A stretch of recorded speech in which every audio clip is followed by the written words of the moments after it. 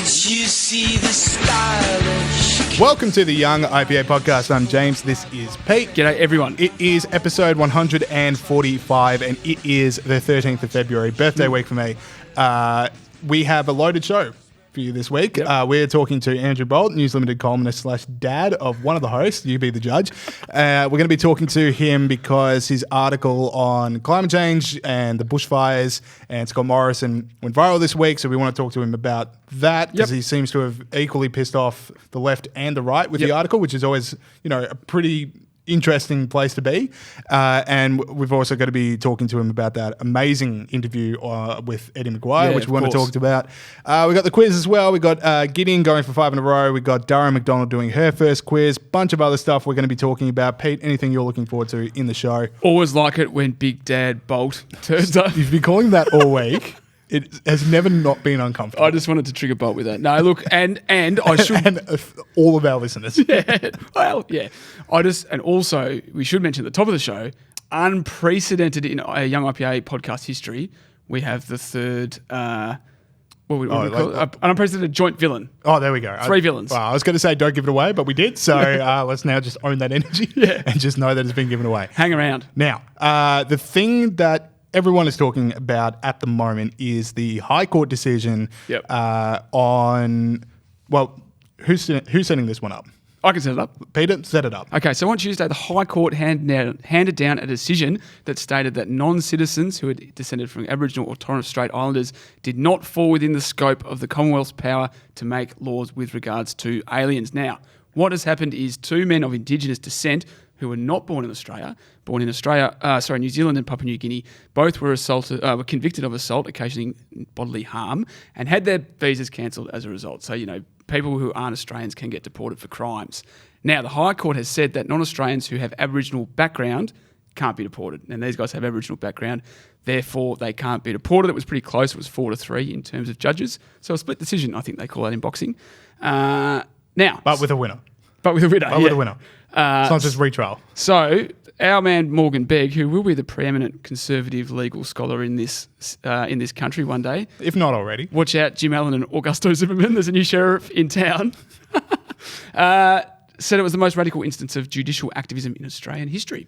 Yeah. Now this might be a little cringeworthy, but I'm going to read you out another quote from another esteemed writer. Or orator, if you will. We don't mind cringe. We don't mind cringe, but all right. So I have a dream that 4 little children will one day live in a nation where they will not be judged by the color of their skin, but by the content of the character. Yep. Now, the word judged is literally in there. We don't want people being judged by race, but this is a High Court going like, you know what? Why don't we do that? Yeah.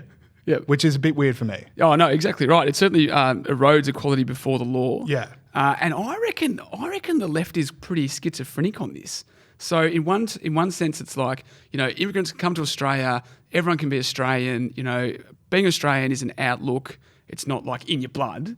And, immigrants who come to this country are Australian. And I tend to share that belief as well. Yeah. That's not just the left who thinks that, but the left definitely think that. But then with this, they're saying there's a certain sort of category of Australians that have Australianness bestowed on them because of blood. Yeah, for which sure. Which is like, that's a really good point. Yeah, no, I'm definitely not about this one.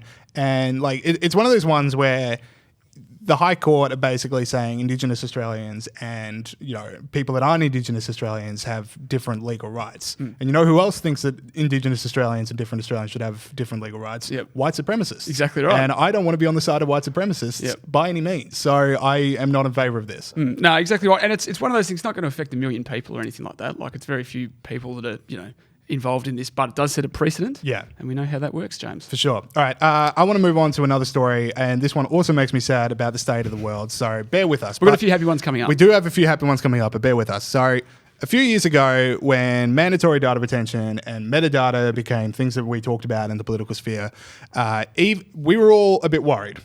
And understandably so, because you might remember that amazing David Spears interview, George Brandis interview, maybe with David Spears, where it was abundantly clear that George Brandis had no idea what metadata was, despite the fact he's about to be in charge of what Australian metadata is captured. should have been terrifying. But the one thing that we were assured of, Peter, the one thing the government could tell us is that the metadata legislation explicitly ruled out forcing telecommunications companies to hold web browsing histories of its users as part of the regime. Now, what do you reckon's happened this week? I couldn't possibly guess, James. Well, Pete, let me tell you. So the Commonwealth Ombudsman, Michael Manthorpe, is in front of the Parliamentary Committee. They're talking about mandatory data. And he says that some telecommunications companies are providing web browsing histories to law enforcement when sent a request for metadata by the agencies. So, you can say they don't have to, but they are. These metadata, these communications companies, your phone companies are handing over to the government your search history. Now, we'll give every person out there 5 seconds to freak out. Think about what you've Googled. Okay, we're back in. So now that everyone's freaked out enough, but this is pretty terrifying in that, we're always told, it's just this little thing and it's only going to affect the criminals, and you don't have, if you have nothing to worry about, if you have nothing to hide, you've got nothing to worry about. You sure you don't have anything to hide? Now, maybe you're not a criminal, but okay, so telecommunications companies and people that work at the government and, the police themselves, they have access to all these data. Do you trust everyone that works there? Oh, exactly right. Do you trust everyone that, maybe a hacker can get into the system? Do you trust any of those systems to withhold hackers' knowledge of who you are and what you search? I think that's a really key point, actually. Because, when the NSA story broke in America, the NSA was spying on Americans. The one thing that really, with my friends when I was talking about, and they were saying, well, I've got nothing to hide. Why do I care? NSA agents were just looking up their ex-girlfriends to figure out who they were seeing. Yeah. This is why you should be concerned. It's not whether or not you committed a crime. It's just whether or not anyone can access it because they slipped the right guy $100 and said, "Hey, mate, I just want to check this out." That's right. But it's not just the government who have access to this as well. One of the biggest threats to security today is our cyber security, right? So there's hackers from criminal groups and there's hackers from foreign governments that can access our digital stuff. And so the people in favour of this will say, well, the government's securing us and, they're doing it for our security. They're actually creating a security risk by keeping all this data. And hackers can get into it, and hackers get into it all the time. And you might think, well, URLs, who cares? It's just websites that you've Googled and stuff like that. There is a million reasons why you might not want people, obviously there's the humorous ones, but there's a million serious reasons why you might not want people to know what you've been Googling. And also read URLs every now and then. They're quite revealing of what's in the article. Yeah, exactly. Yeah.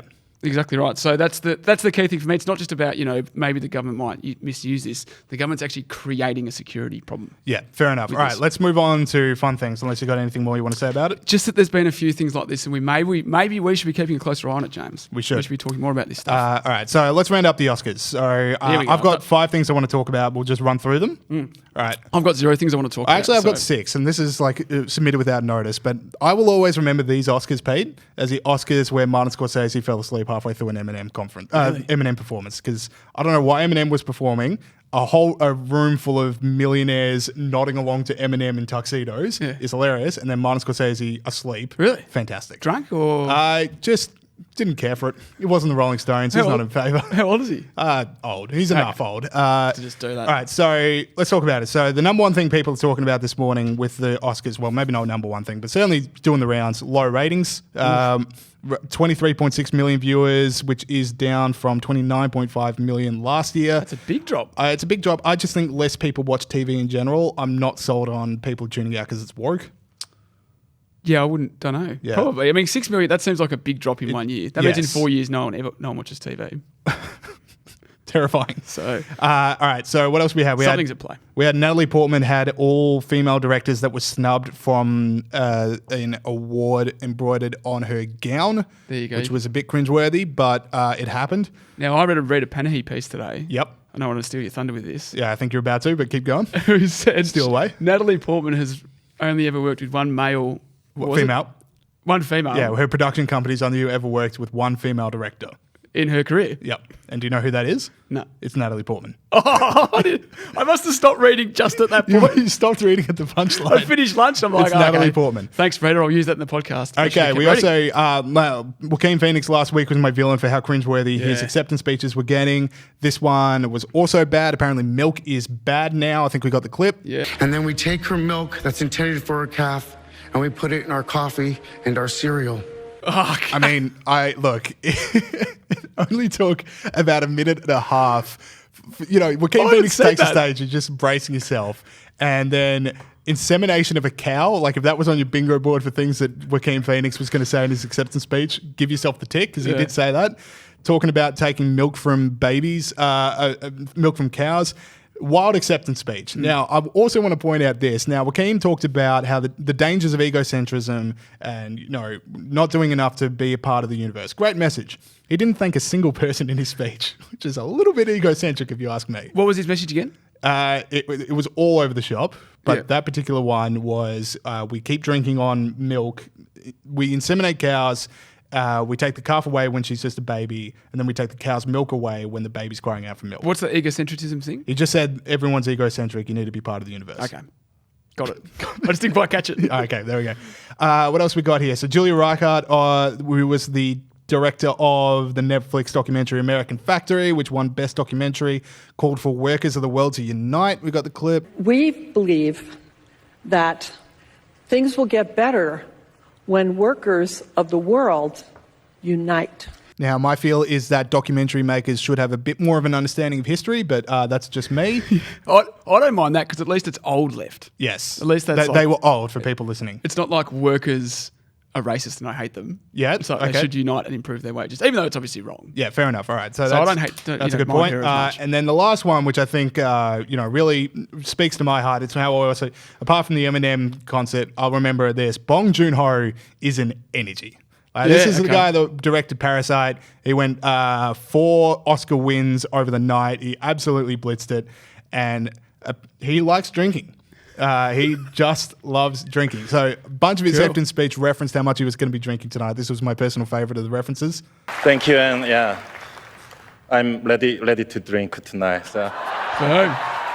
Look at him. Look at that little smile. He's happy. He's a happy boy. Now, my favorite part of that is that the rest of the speech was translated by someone else.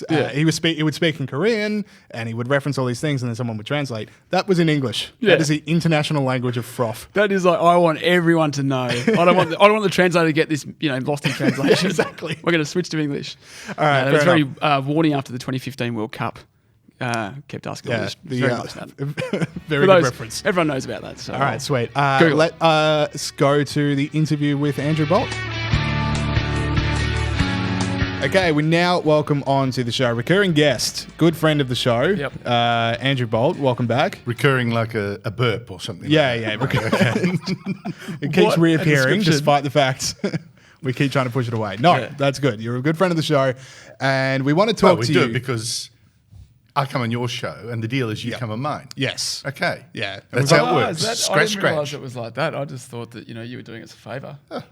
So This is all some about kind of me. This is all exchange. about This increasing is my an- clout. This is just flies towards my spider web, and then I'll use him to get ahead. It's Anyway, Nepotism is a wonderful thing, Pete. Yeah, I know. It is. all right. It's not too bad. So first off, Pete, you've been across me on Dad's show. You've been across Dad on this show. Who's interrupted who more when they're trying to frame an interview? it's a really good contest. Yes, it's like this I is- couldn't possibly say. This is a reversal of fortune. No, but mate, that's what fathers do. Yes. That's my job. Fathers interrupt. That's how it works. I've got a full page of We've questions. heard it all before. I've had 3 words into it.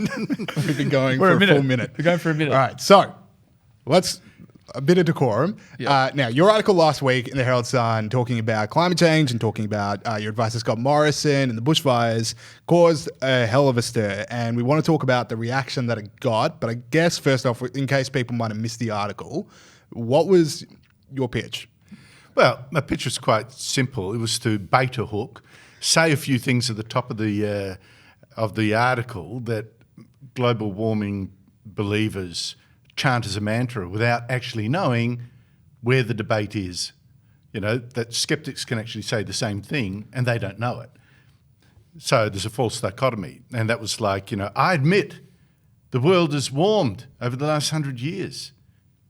And I admit man's emissions might have something to do with it. And suddenly people like Eddie McGuire and David Pemberthy, journalists and commentators and crikey would go, Bolt has changed his tune, not knowing, that almost every skeptic says, yes, the world has warmed over the last 100 years slightly. Man's emissions may have something to do with it, or maybe, probably not much, you know, yeah. You know, the fact that so many people thought that I was doing a backflip shows how ignorant they are about global warming. And I just wish that I'd baited that hook a little bit more and also said, I believe in global warming, which is the new mantra, you know. I believe in global warming, which apparently to warming believers means not I believe in global warming, but I believe in global warming, but this is really, really different. And man's complete, I believe in climate change. I believe in climate change, but this is really, really different. And man's all to blame, and it's going to be catastrophic, and we can do something about it, and we should ruin ourselves while doing it. Like, that's what they really mean. When I say, you know, climate change is real or global warming is real, well, yes, there's been a slight warming over 100 years. Is man to blame? Maybe some small element. Is it bad? On the whole, it seems not bad. And should we do something about it? Well, the pain is probably not worth the gain. So you're saying Greta Thunberg hasn't got to you? Because I did say that on Twitter. Yeah, I saw Greta Thunberg. Well, they were saying James Murdoch got to me because his... I was going to say something rude, but I better not. James Murdoch is... Say it. We're not recording. So The there's Rupert microphones are Murdoch, off. 2 sons. The one, you know, Lachlan is running the company. There's James is still on a board, and he said, put something in the papers the other day, or gave a quote. You know, people in News Limited in Australia are skeptics, and this is terrible, and we're embarrassed and all that. I'm thinking, wow.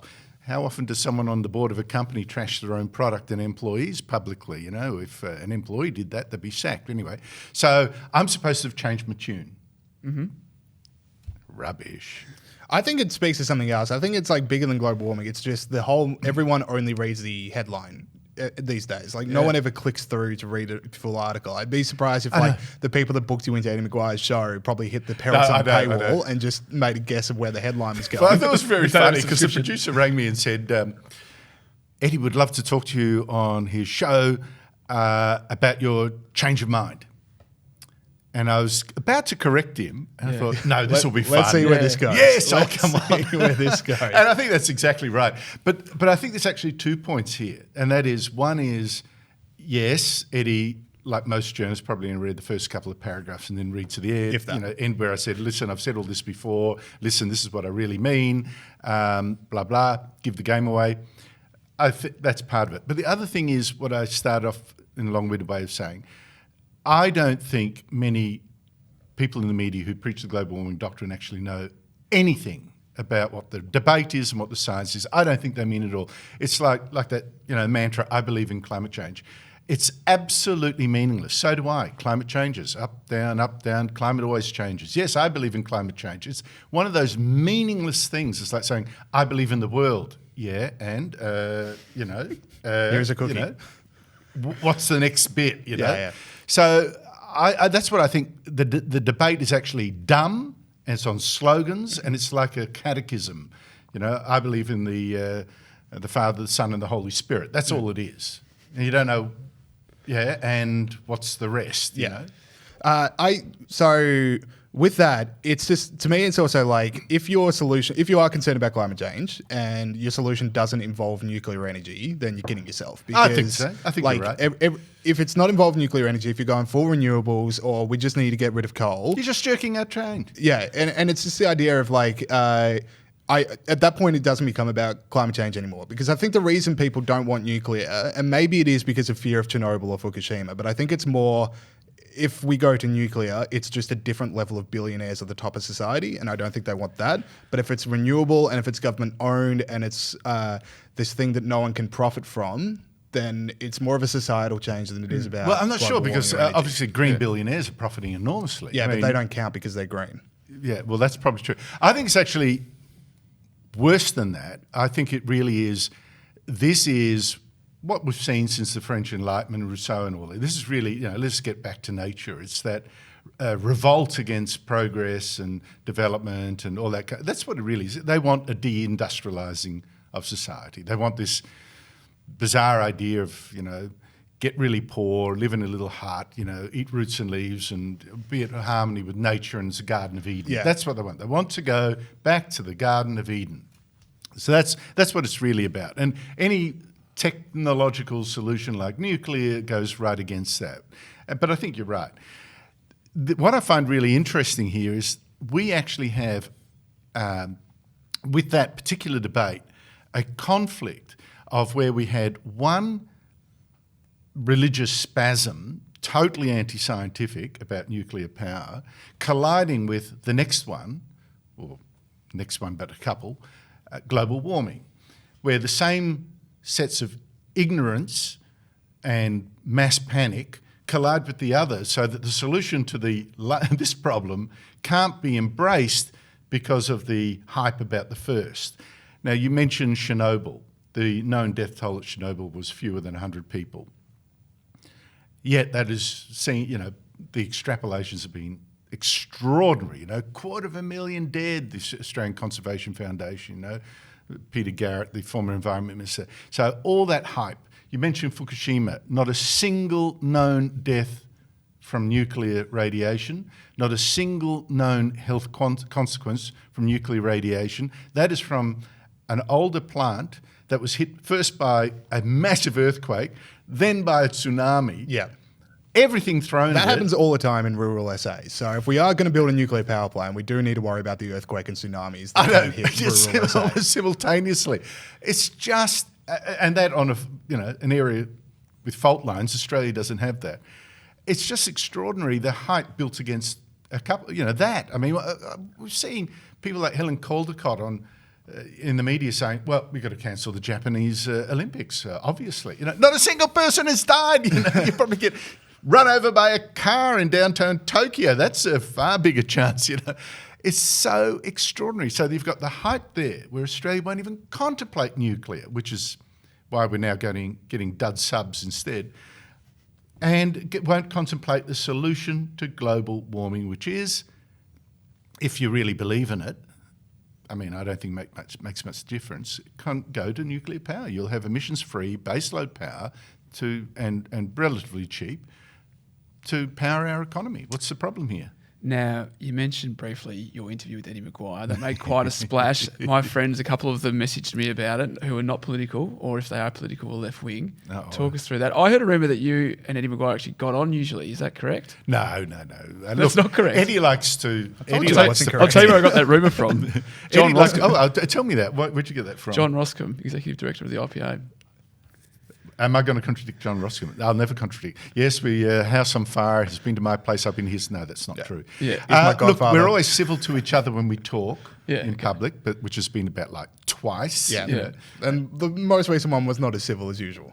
I think we actually have an exit. That's right, we do. My point is this: is that, and this you might say that I'm left of extreme right. I'm probably more in the centre. No, you're not left of extreme right. You're left of left. I wouldn't have thought so. Look, Eddie, you support Labor, okay? No, I don't. That is completely untrue, Andrew. But you just said people get put in boxes. You're trying to put me on the right of Attila the Hun. So well, I tell you what, in a court of law, I reckon I'd win that argument. But anyway, stick with it, Andrew. Well, yeah, that didn't go terribly well for one of us. So when did you know that was going off the rails? At what point in the interview were like, this is... I knew before I went on air. Yeah, fair enough. I mean... When, as you know, I was going to say Gemma, but I'm not allowed to say that. Well, as you know, James. Still said it. Says it every interview, which I love. I think it adds something. I think the last time I was on the Bolt Report, you actually said, all right, Gemma. Like the first thing you said, I was like, all right, we're Gemma. Gemma. As you know, I've been in the wars. That's our social media expert, Steve, by the way. Yeah. Are you going to edit that bit out? Okay. That's a gift. Now we're going to use it. 40 years, in Colorado, how long have I done it? 25 years? Yeah, something like that. 25 years-ish. I've been in the wars, as you know. And I know I better protect myself. I rehearse what's going to come now. And so not much surprises me. Even an attack in the street no longer surprises me. I rehearsed that, Yeah, you paid them. Yeah. So I rehearsed that if quickly. you do that, you get a punch in the head. But with this, I knew it was coming, and so I knew it was going to go off the rails the minute they asked me on the show.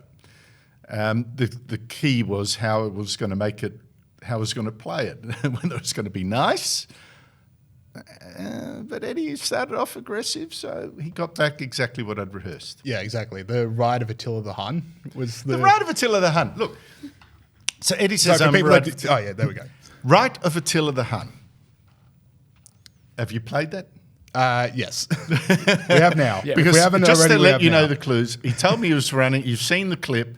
We didn't know. I didn't know what clip he was going to run. I didn't hear it because it's done in post production. How about that? It's real peek behind the curtain for Yeah. listeners. Yeah. Look, Peek yeah. behind the shoddy. And if I half-made stand curtain. up when I do the show on Sky, you will see I'm wearing jeans underneath the. do you see Okay, the but tricks? in fair enough, I wasn't told the questions from the last time I was on the Bolt Report until about 3 minutes before we went to work. I'd actually sent them to you, but you maybe to a wrong address. to a wrong address. I was like, what are we talking Someone's about? just by the way? contemplating I'm going on the Bolt Report.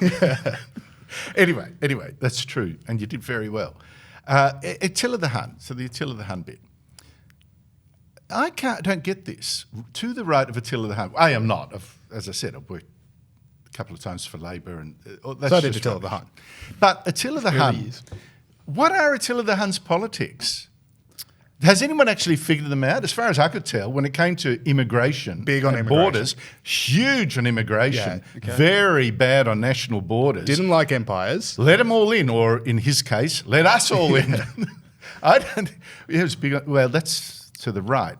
What was it? I don't understand what his.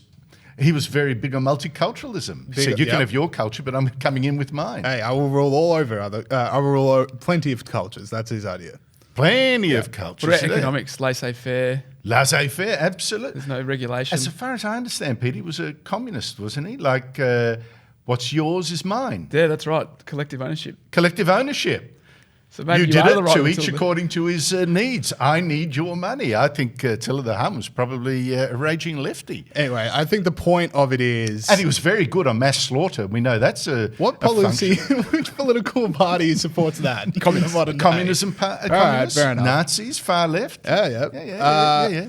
All right, so I think the lesson from this is read the full article before you bring. Read the full someone article on your show and know who Attila the Hun was. and know who Attila the Hun was. They're Yeah. the two keys to make it in the, as a modern Absolutely. journalist. History is dead, I'm afraid. Eddie, learn your history. Well, I've got a third takeout from that. What? Because I didn't realise that Eddie... I knew Eddie was Labor, but I didn't think he'd be so lefty on energy stuff. I reckon he spent too much time in Toorak because he's originally from Broady, right? No one from Broady would think those stupid things about electricity. So do you think it's time for Eddie to move back to Broady to get his head around? Back to Broady. I like that idea. I like the idea of maybe putting the ABC back to Broady. Yeah, that could work And too. in Sydney, where would you put it? Liverpool. Yeah. Get in touch with the mob. Yeah. You know, I agree. You sort of go with the flow. You stick it where everyone thinks the same, and you think the rest of the Australia doesn't exist. I mean, like with the ABC, they did that little expedition earlier this year. It's not the first time they've done it. Yeah. You know, where we'll take the staff out to suburban Australia. Yeah. You Yeah. know, except they picked Bankstown, which is like as representative of Australia. So I don't know, you know. Anyway, so they go on expeditions with their pith helmets and their backpacks and their tents to go and see average Australians. Why don't they stick the whole headquarters there and they don't need to do that? There you They go. can see it every day on their way to work. Yeah. Put it in Toowoomba. Regional Australia. Oh, I love that. Be a long way to go idea. for interviews and stuff, And then though. you save on the real estate. You know, you can sell the real estate in inner Sydney, inner Melbourne. Yep. I mean, inner Melbourne, they're right next to the city square in Melbourne. Good money. They could sell that. Go and get, next housing commission property, maybe in Dandenong. Yep. You know, save a lot of money. Go and see the real Australia, and maybe they wouldn't be so out of touch.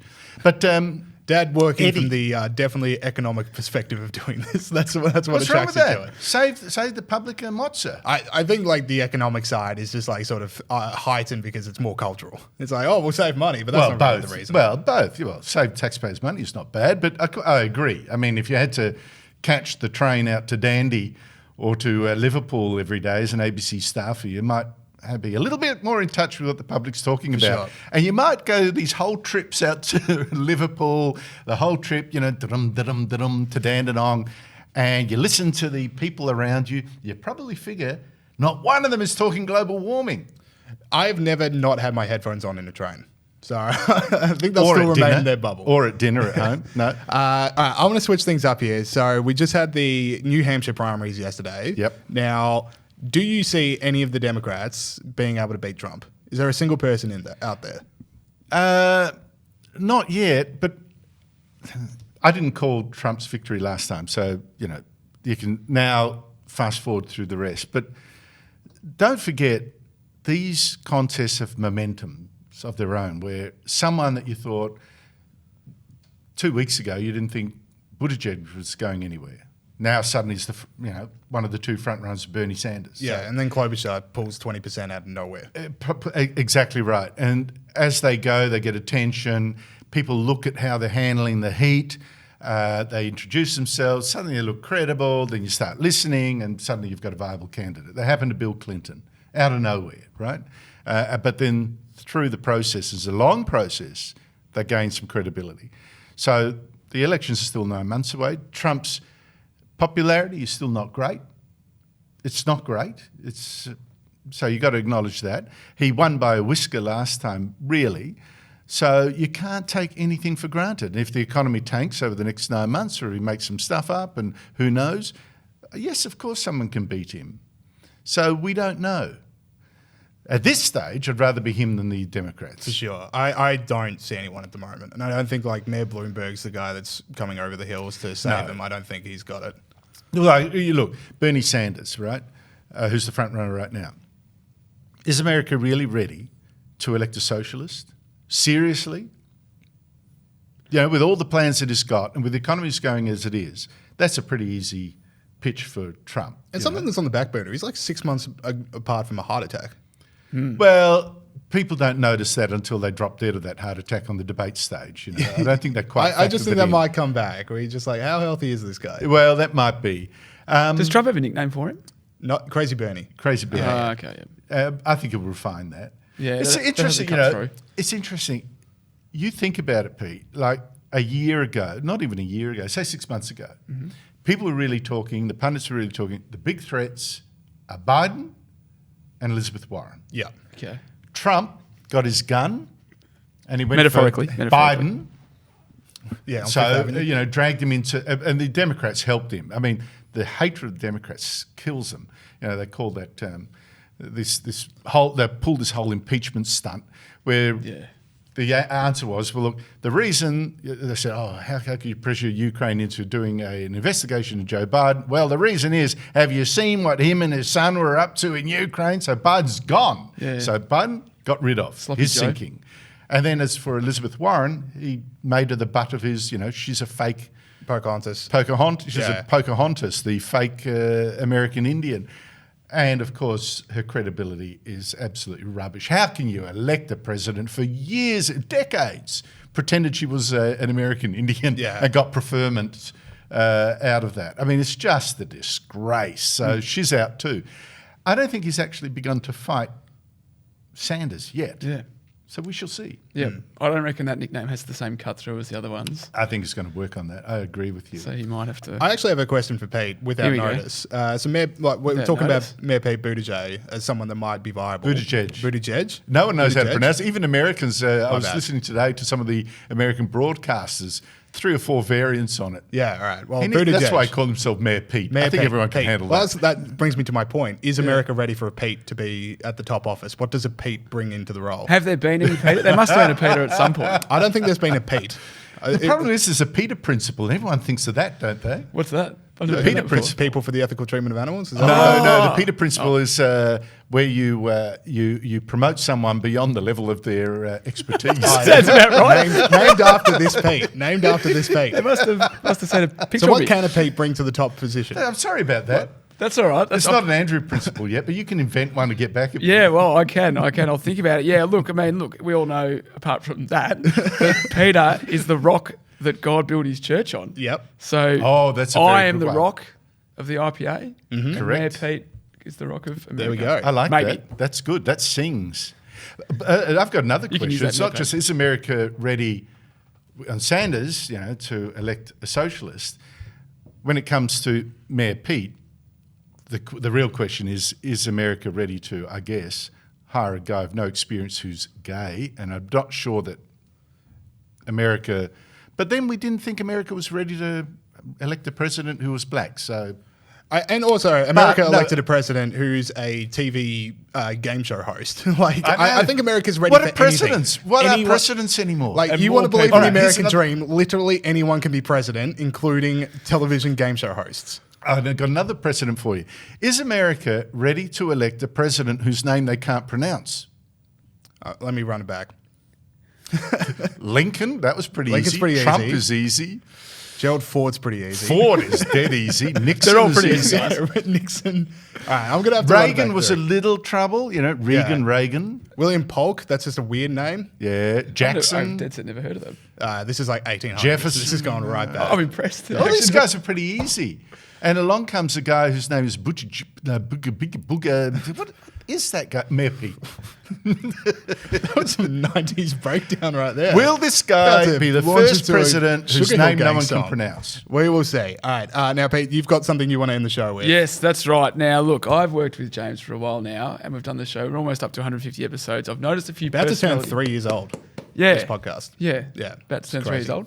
I think it's a great show. Thank you. Thank you very much. Now, I've noticed a few personality traits about James, and I thought you, as his dad, might know where they came from. Quite up and down. This is ominous. This is ominous. Now, we are very good friends, Pete and I. We shouldn't preface that up the top. I think you should have made that clear before the show started. It was quite funny. I sent him the questions and I had a couple of characteristics, and he actually added a couple of negative characteristics I might want to ask about. So that's telling as it is. Anyway, very up and down. You know, this is the best show of all time. This is the worst show of all time. I'm the greatest man in the world. I am human pond scum. Where'd that come from? Half of that, the bit, this is the worst show in the world. Oh my God, what have I done? That's from me. Okay. Yeah. Tell me more. The best bit, you know, I'm pretty good. I'm red hot. That's from his mother. Oh, so mum's more True or positive. not? Yeah, I go through the motions. Let's put it that way. Okay. I'll ride the energy of what I thought of the show was for like a week. Ask his mother how good he is. Okay. So she'll give. And so you're like James. No, you've got a lot of work to do. No, I don't criticize. I don't think his show is bad. I think when I perform badly, Yep. I'm harder on myself than anyone, and ask James. Absolutely. All right. Yeah. I would say I'm the same. Well, that's been revealed. Yeah, well, yeah, I think you're too negative on sometimes. And I think it's great that your mother has added the optimism balance. But really, sometimes there's a middle ground between that and that. Yeah, once I find it, that'll be a great day. Once I find it, I'll join you in If you that. can tell me where it is, the first one to locate it has to tell the other one. I'm That's the worst our person to pact. ask for guidance, as you know. All right. Quite opinionated. Where'd that come from? I wonder. Look, in part that's because we're both paid to be opinionated, as are you. Okay. And if you weren't paid to be opinionated, and nor I, we'd probably have half the opinions that we normally have. Really? Well, because you are. We're asked, what's your opinion on a particular topic? You hadn't even read it in the papers, so Yeah, you that's quickly true. read it, you form an opinion. Normally you wouldn't do that, would you? That's true. I Exactly. have a Plumber, I habit of wouldn't- like I read a headline and I'll just be like, I don't care about this. But then you read the article and you're like, hang on. It's like like, his wait, article. no, wait a minute. It's Yeah. like Eddie's producer. I think Yeah. what maybe is inherited. I've got 3 kids. 2 of them look Dutch, him and his brother. One looks more like their mother from the Irish sort of bit. This is a kind of multiculturalism. But she's the only it's one all who's the got humbug. the Dutch vibe going. He doesn't. And yet, there's a word in Dutch that speaks to what you're saying. It's not about opinionated. It's called eigenwijs, which literally translated means I think you own just way. sneezed. Your own way. Pig-headed is another way of Yeah. putting it. You will not be told to think this when you think that, and you know you're That right. rings a bit true, doesn't it, Pete? I may have experienced that over the time. Yeah, But I suspect you're a bit the same, aren't you? You will maybe. not go with the crowd. Sometimes. Just because it's the crowd. Sometimes I find myself disagreeing with someone because someone told me I couldn't do it or something. And then I'm like, well, hang on. See, this. Don't tell me what to do, Hey, mate. am I allowed to have another go at Eddie, or are we? Yeah. please. Yeah, we've gone like heaps over, but that's all right. Oh, you can cut the boring bits. Yeah. Eddie McGuire, right? I think Eddie McGuire done extremely well. Extremely well. Tries to, and go back to the first question, which I never got to answer because I distracted myself. I think we Eddie got to McGuire. about 2 of the 15 questions Yeah, we had prepared. Eddie McGuire, very successful. Yep. Actually tries to hide, and you find few traces, his Labor sympathies. Yep. I think it's bloody obvious, but So he gets really upset when you think you found him. You know, how could you tell that I'm a Labor supporter? You know, the thing is, I think Eddie's more a go with the flow kind of guy, and that's why he's totally unprepared with an argument about global warming. He just heard someone say it and he goes with it. Well, that was and his I think argument, that's wasn't it? different from the way perhaps I operate, which is like, I didn't notice. this is the way I see it. And if you're going to tell me James Murdoch says I shouldn't think it, or Greta Thunberg says you're wrong, what? That's going to change my mind? Someone else's opinion? No. You give me a fact and I might, but not an opinion. Yeah, well, but Eddie's whole argument was, who cares if it's right? Business is doing it anyway. That was his thing. Well, what? So I suddenly got to change the facts because people have given in? No.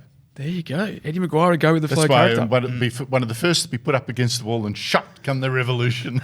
And that's as good a place to end it as anywhere. So, Andrew, thank you very much for coming back on the show. You got to come on mine. Yes. Thanks, Andrew. Okay, thank you to Andrew Bolt. Always fun talking to him. Yep. Let's go through some heroes and villains. I probably should have signposted that at the start of the show, but here we are. We're now at the heroes and villains section. Yep. Adjust your expectations accordingly. Pete, the grunt the pig, freedom snort of the week. Oi! There he is. Saul's back behind the desk, and that means unannounced, impromptu snorts will be peppering the rest of the segment. But Pete, who is your hero of the week this week? Well, my hero of the week, James, we get cynical about social media users in the world, on this show and in the wider world. We get cynical about it. This is one of the better things. This is one of the great things about social media is it's been used by people in countries that are authoritarian to fight for freedom. My hero this week is Chinese social media users. After the death of Li Wenliang, a doctor who was censored for trying to alert citizens about the coronavirus, so he died recently, there were 3 viral hashtags on Weibo, which is the Chinese social media platform. The hashtags were: the Wuhan government owes Li Wenliang an apology, I want freedom of speech, and we want freedom of speech. Now, as I said, we always talk about people being so brave on social media in the West, blah, blah, blah. But this actually is brave, because I've got no doubt that, there is a possibility that these people can be tracked down by the authorities in China and punished for speaking out. So there were millions of comments, hashtags, and other statements and things like that were completely wiped from social media. And for that, we whinge about China a lot, but we should point out the fact that the biggest victims of the CCP are the Chinese people, and Chinese social media users are my hero this week. Yeah. What I like about this story, so as you say, that we want free speech hashtag goes viral. That topic then gets shut down by the censors, and it's replaced by we demand free speech. Yeah. So it's like, all right, you're going to shut us down, we're going to come harder. We don't want it anymore, we demand it. The other part of it is and you're talking about the Chinese censorship. Now, for me, coronavirus, I've upgraded my levels to somewhat concerned about global pandemic. What was it previously? Not very concerned, but it's now somewhat. But undoubtedly, for me, the scariest part of this whole thing are those videos of the Chinese tanks just going through the streets, just spraying disinfectant everywhere, and then dragging people out of houses and into cars, or dragging people into houses. That's scary stuff. And for Chinese citizens to be going you know what? I'm going to say it anyway. That's some pretty cool stuff. Yeah, it is. It is. All right. Good on them. Now, my hero this week, slightly less, probably worthy, but it's still good. We celebrate freedom everywhere around the world, That's right. regardless of who's coming from. But it is pubs and clubs across New South Wales / the Berejiklian government. Now, this is going on from the phasing out of the lockout laws. Now, 30 venues across New South Wales have this week been granted the freedom, I guess, to provide a greater range of live entertainment, with some pubs permitted to play live music for the first time in decades. So the fall of the entire state being the town from Footloose is falling. That is a reference I hoped you would get. I Absolutely. don't think you did not. Do not get in any way, See, shape, this is or the thing, form. because I got my pop culture references that you don't get. So I'm I need to date it, and then still nothing. I'll get there. As long as the people out there know what you mean. Yeah, that's I need to fine. research 2004 Ashes, and then I'll be able to figure this out. But 2005, but yeah. 2005.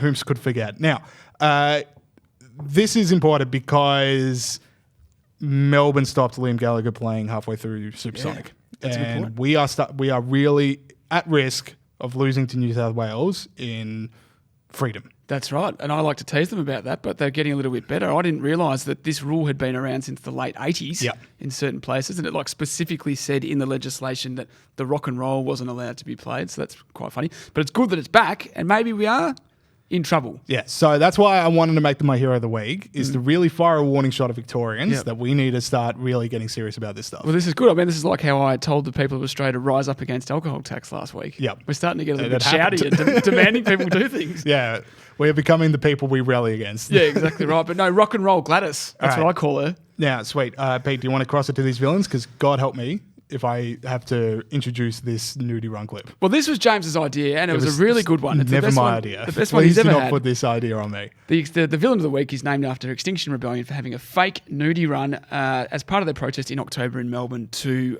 protest against the Earth ending on whatever. Saul, roll the tape, please. As Extinction Rebellion protests enter their 6th day. That is the not the activists nudie are run. trying to pressure the Australian government to take... Okay, cool. They have besmirched nudie runs. Now, James, hit us with your villain. Nudie runs besmirched themselves long ago. All right, my villain this week is Hillsborough County in Florida, and specifically the police about it. But they can rest easy because Hillsborough County, Florida, their police have arrested 118 people for the terrible crime, Pete. 118 people. You think this is a crime syndicate. This is people that need to be taken down. This is end-of-day stuff.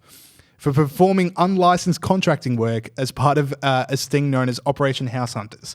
So what these police would do is they would use a home, they would ask these contractors to come in, these unlicensed contractors to come in, maybe paint, maybe do electrical work, maybe do scaffolding, and then the second they agreed to do it, they'd place them under arrest for unlicensed contracting work. Yeah. Because you need a license to do all these things. Now, electricians, okay, maybe, but painting? Yeah, you sure that's about rubbish. that? Yeah. Now, it got carried out between March and December last year. The arrest got announced yesterday, but this is a whole thing in that, okay, so who are unlicensed contractors? Now, I don't want to sweep and generalize, but a lot of them can be criminals that have come out of prison or new immigrants to a country that are just trying to find a foothold in society. Now, are these really the two classes of people we want to be throwing the book of law at? Yep. And we don't want to be helping them get a thing? Like, we can talk about, high minimum wage as well and the licensing, what am I thinking about? The haircut. Licensing. That's licensing laws. Occupational licensing. So occupational Right. licensing, yeah. So this is the kind of stuff that stops people getting even the first step into society after immigrating or after getting out of prison. And when you keep doing stuff like this, don't be surprised if there's more crime. That's exactly right. Because how else are you going to earn a buck? That's right. And also gain the self-worth that we know comes with the Yes. dignity of work. Now, James, I loved your story you told about this, about shutting down a socialist mate of yours with this issue. Oh, shutting down. It's a bit harsh. Well, it's just like, you point out this story, you get some, so if you want to talk about this with left-wing friends, this is how you do it. So you bring this up, you talk about how terrible it is that the police are throwing the book at people that definitely don't deserve to be having the book thrown at because, all they're doing is painting a house. And they're providing a service at a fee that someone else says is acceptable for the risk of it not being good. So, everyone should be winning here, but the police are throwing a book. And you bring this up, and then you just go, get them riled up about the idea that life is so unfair for new immigrants and for low-skilled labourers and for returning felons, and then you just say, so why should the minimum wage be as high as it is? Mic drop. Mic drop. All right. Froth drop. Froth drop. Don't drop your froths. All right, Pete. Now, who is your villain of the week? My villain of the week, James, is a real surprise. It's The Guardian. The Guardian newspaper. So now this one's a couple of weeks old. Late January, The Guardian took the brave stand, very unlike them, of foregoing advertising from oil and gas companies, because I'm sure the likes of Chevron, Gazprom, and the National Iranian Oil, Exxon Valdez, they were big. They have The Guardian as a core component of their marketing strategy. We've got to appeal to these hackney hipsters. Yep. So obviously a brave stand. Now Rebecca Weiser, I'm copying a lot of this stuff off Rebecca Weiser, who had a great piece in the Specky about this. She made a few good points, which I want to share with you listeners.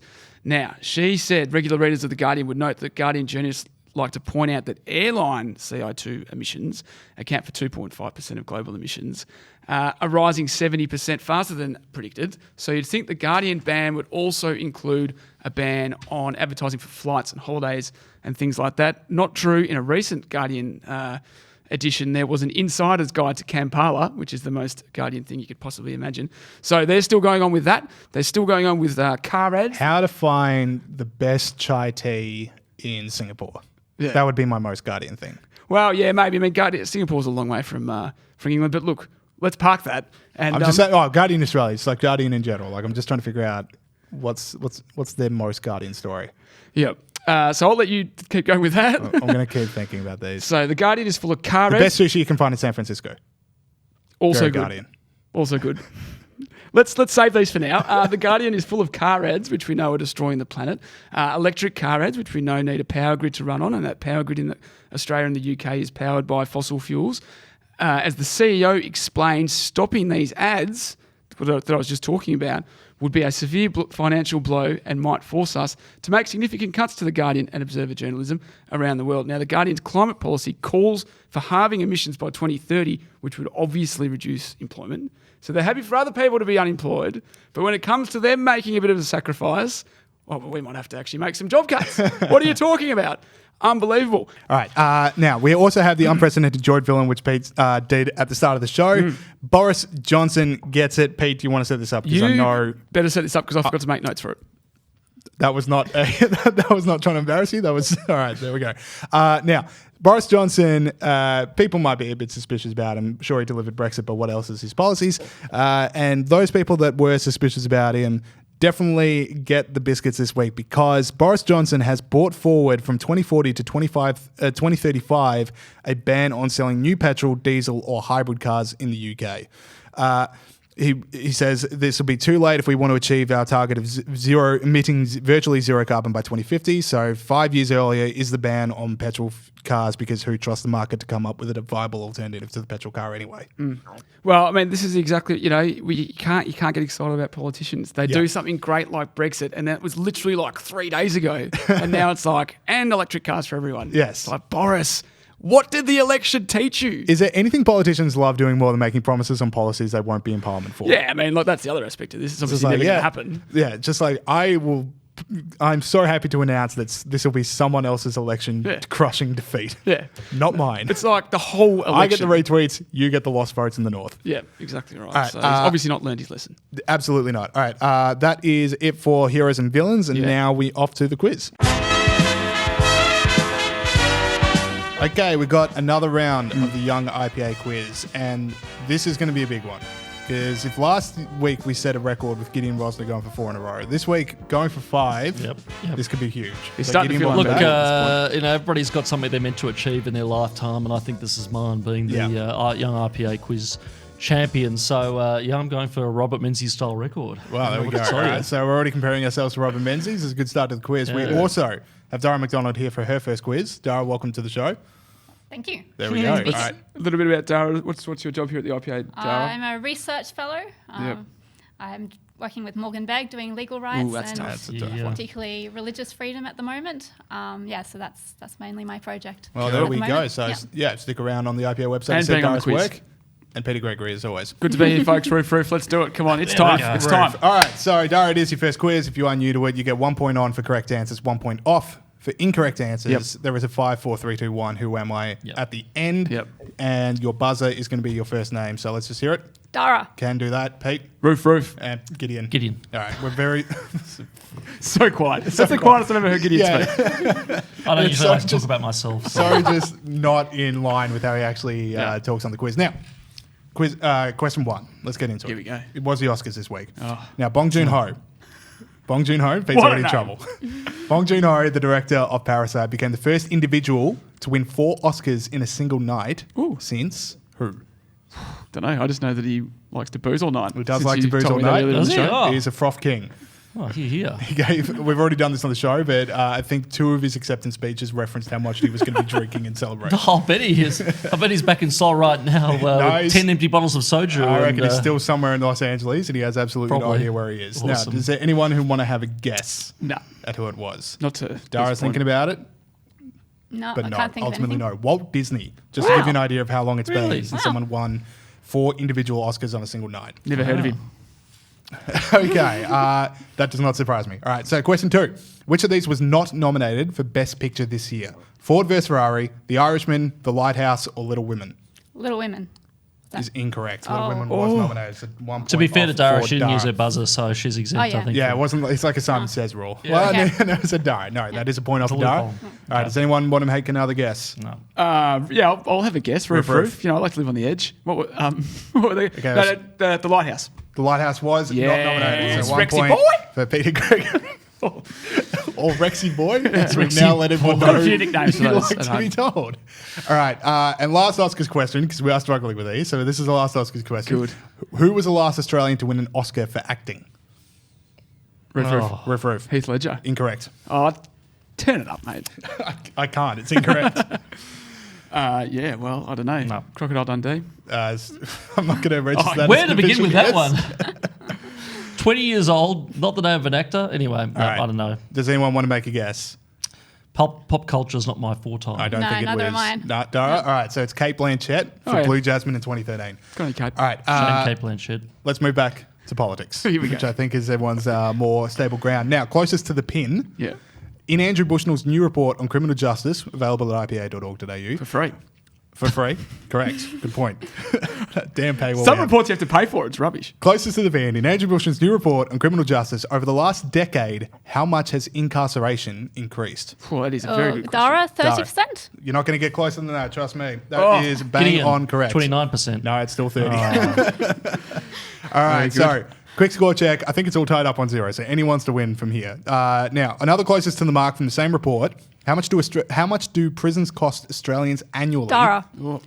4 billion? That is correct again. Dara, read the fair. reports. Now, The Dara same bloody knows team. about the IPA. This is Andrew a good Bushnell start. will be absolutely stoked to realise that Dara just reads every word of his report. This is Or at least fantastic. edits it. Yes. That's the point. Aha! Oh, here we go.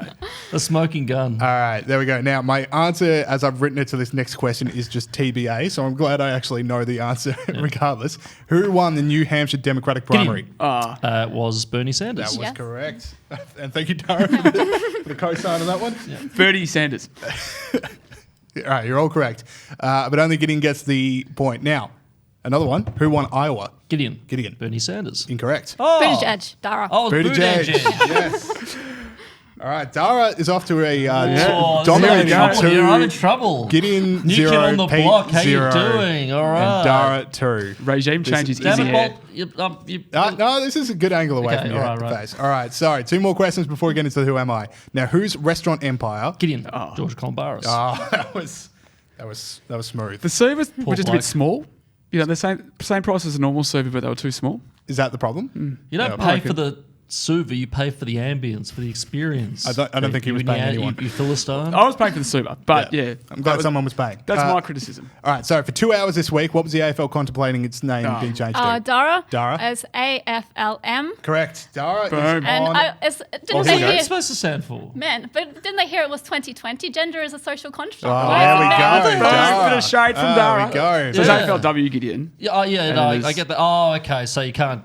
Okay, right. So it has to have 4 letters. Anyway. Well, yeah, sure. I look forward to starting the AFL Pangender unit and so on and so forth. You are the I am ideal Pangender. I identify as. I'm everything and nothing, baby. I'm here, there, I'm everywhere. I just Okay, follow. There next we go. question. All right, so Gideon started full forward for the Pangender AFL. All right. Yeah. Now, we're getting into the who am I. So quick score check. Dara's on 3, Gideon's on 1, Peter on 0. Ooh, it's a tough quiz for me. 5 points. I was born 456 years ago this Saturday, meaning I share a birthday with your boy James Bolton. With your boy, 20, the 20 people's minus boy. 450. People's boy, James James Bolton. 20 minus 450. That'd be. I can't do that. No. Dara's good with numbers. No. Is she? She knew 4 billion. So what's 2000? Bushnell's thing. How many research fellows does it take to do a simple maths question? Let's see, 2000. 450. Oh, okay. So he's old, this bloke.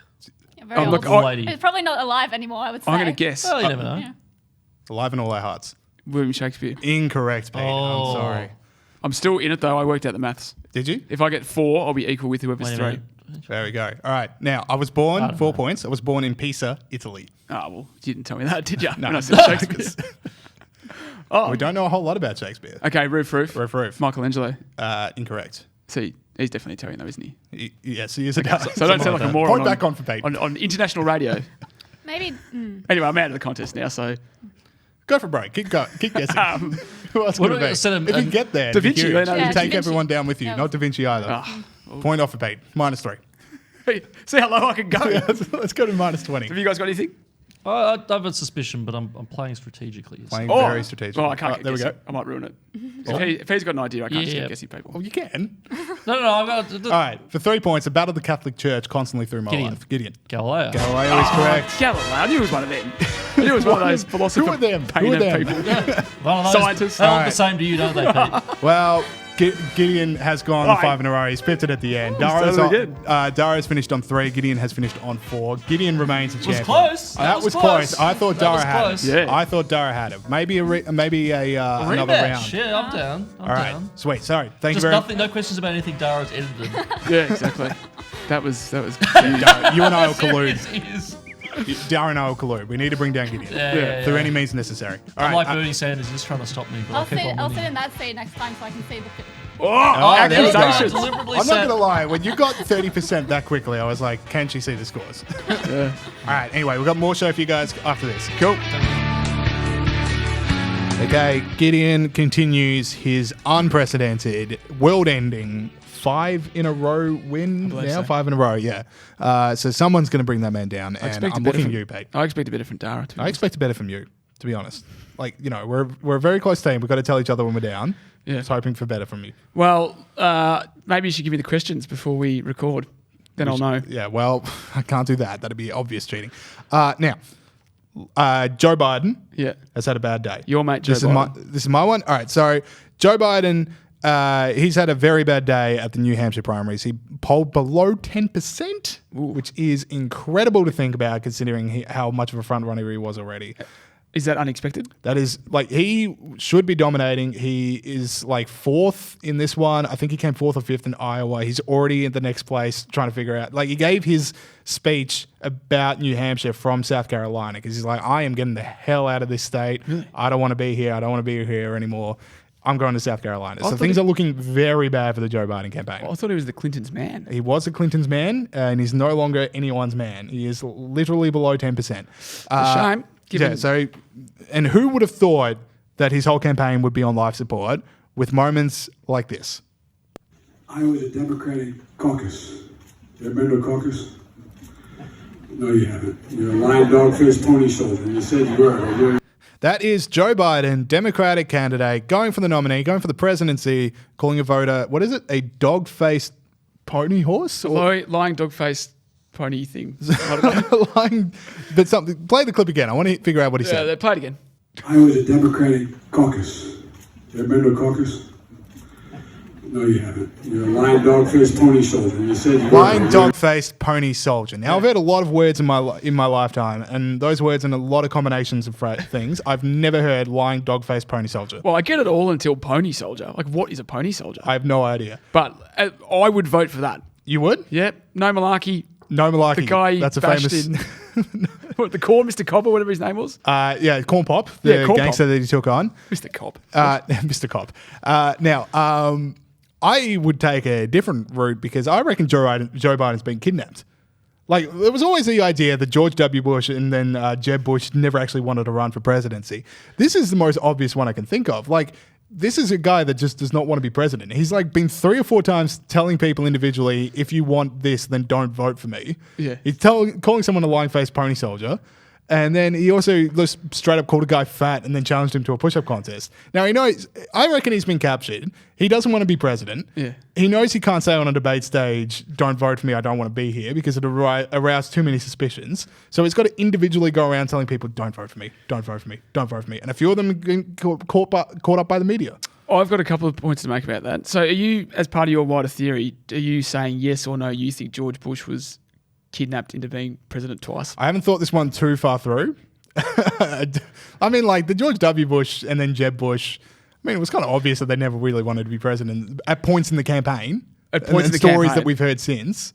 It's kind of obvious George Bush didn't want to be president. Well, I'm the king of mayor, but there was always the suspicion. I'll give you Jeb Bush because that is definitely a very sad Wasn't man. there that story that someone emailed him about the high school football coach of their alma mater and he responded back in 40 seconds in the middle of a campaign? Yeah. Tell me that guy wants to be there? Yeah, well, as I said, I'll give you Jeb Bush, but I don't know about George Bush. But is this not just Joe Biden trying to get cut through? We're talking about it in Australia.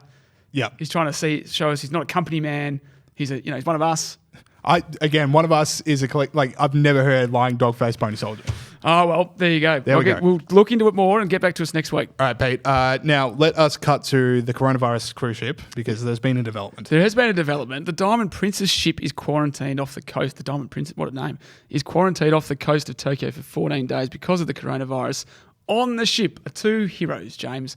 Jane a lot of heroes, to be honest. Like, that ship does not seem like the most fun place to be. So anyone in there braving it, doing pretty well by my standards. Yeah, there's two people that are doing better than everyone else. Yeah. That's Jane and Dave Binskin from Queensland, a middle-aged couple. Now, they are bored out of their minds. They can only leave the cabin for an hour every 4 or 5 days. So that's pretty boring. What do? They ordered 2 bottles of wine from Naked Wine Club that was delivered to them by drone from Tokyo. Now, on Facebook they wrote, because they've got this joint Facebook account, which is very cute and old person thing to do, and it said, "Thank God for drones. The Japanese Coast Guard did not know what the F was going on. #Australia." I put in #Australia because this is a very I Australian don't think that's like something from the Japanese Coast Guard. So, good on you, Jane and Dave. Could have been heroes this week.